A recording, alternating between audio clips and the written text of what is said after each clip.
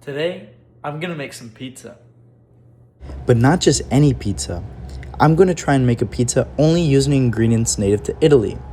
What does this mean exactly? Well, that means not using many ingredients that today are deeply connected to Italian cuisine. No tomatoes, potatoes, peppers, or corn. Basically, no modern pizza, and it might be harder than you think. Well, why am I doing this anyways?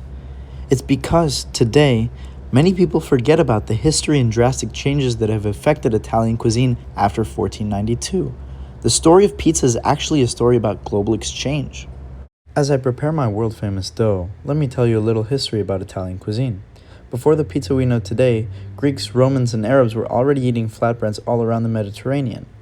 Pizza, as we think of it, crystallized in the 18th and 19th century in Naples, with a specific pie topped with white mozzarella cheese, red tomatoes, and green basil representing the Italian flag, was blessed by the Queen Margherita of Italy as a pizza margherita.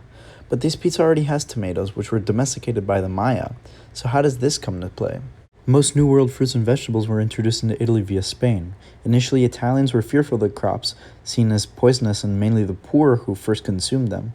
It took around 200 years for them to become an established part of diet, however they exploded in popularity. Peppers and chilies influenced modern-day cured meats and regional dishes, corn became the base of polenta, potatoes became crucial in gnocchi, and cocoa became integrated into many Italian desserts. If you removed all New World crops from Italian cooking today, you'd lose half of the dishes people associate with Italy. Finally, time to build the pizza. Wheat, water, and yeast are all fair game. I went with a medieval-style white base of olive oil, oregano, and Italian truffle oil with mushrooms. For toppings, I used mozzarella cheese, parmigiano, and fontina cheese, all invented before 1492.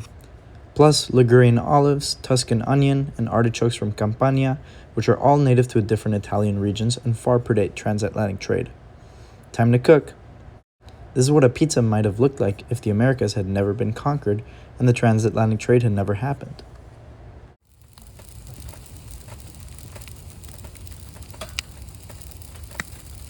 After cooking, I added some prosciutto di Parma and basil to complete my interpretation of what Italian food might have looked like without Christopher Columbus.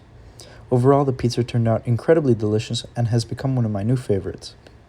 In conclusion, people should learn and respect the history of culinary traditions to better understand the incredibly interconnected world we live in today. Similarly, we should also try and look back to our roots. Who knows, we might find something truly extraordinary.